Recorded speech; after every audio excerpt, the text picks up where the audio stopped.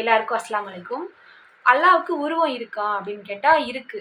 அல்லாஹ்வுக்கு உருவம் இல்ல அப்படின்னு சொல்றது வந்து இஸ்லாத்துக்கு மாற்றமான ஒரு சொல்.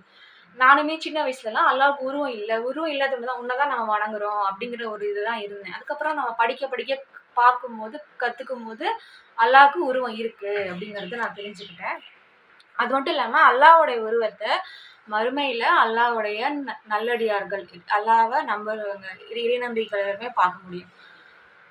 அதுக்கு ஆதாரமா அல்லாஹ் குர்ஆன்ல ஒரு வசனம் சொல்றான். அந்நாளில் சில முகங்கள் மலர்ந்து இருக்கும், தமது இறைவனை பார்த்து கொண்டிருக்கும்.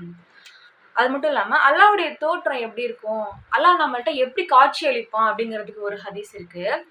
மறுமையில் அல்லாஹ் இறை நம்பிக்கையாளர்களுக்கு அவர்கள் அவனை பற்றி எண்ணி வைத்திருந்த தோற்றம் அல்லாது வேறு ஒரு தோற்றத்தில் அவர்களிடம் முதல் தடவையாக வந்து நானே உங்கள் இறைவன் என்று கூறுவான். இது புகாரில 7439 படிச்சு பார்த்துக்கோங்க. மாஷா அல்லாஹ். நம்ம அல்லாஹ்வ பத்தி கற்பனை கூட பண்ணி வச்சிருக்க முடியாத ஒரு தோற்றத்துல இப்படிதான் இருப்பான்னு நம்ம நினைச்சாலும், அதையும் விட பிரம்மாண்டமான ஒரு தோற்றத்துல அல்லாஹ் நம்மகிட்ட வந்து காட்சி அளிப்பானாம். அஸ்ஸலாமு அலைக்கும் வரஹ்மத்துல்லாஹி வபரகாத்துஹு.